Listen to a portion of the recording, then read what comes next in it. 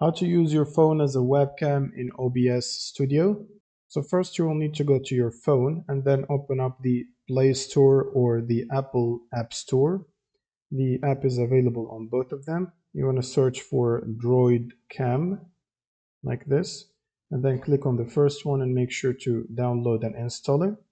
It's available, as I said, on both stores. Now click on Open to launch the app.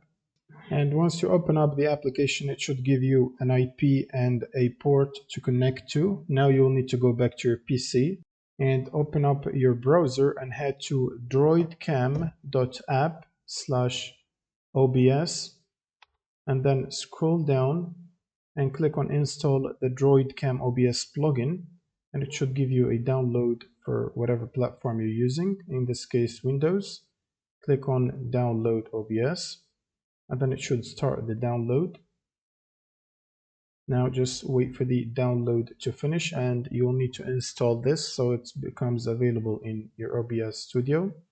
Just start the installer and then next and finish installing it. Now you will need to open up your OBS Studio. You will also need to restart your OBS Studio if it's already running so that it detects the installed plugin. Now click on the plus button right here and then search for DroidCam OBS, which is this one, and then click on it, and you can call it the cam or webcam or whatever you want.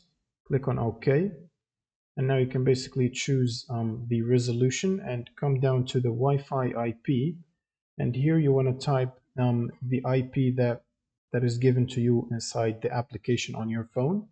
So for example, my IP is 192.168.1.170, and then you want to type the port as well, which is by default the same as the one right here, and then you want to click on OK.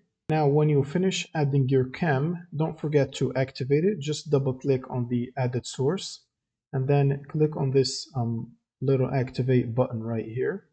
You can also check enable audio to record the audio from your phone, but we don't want to do that right now.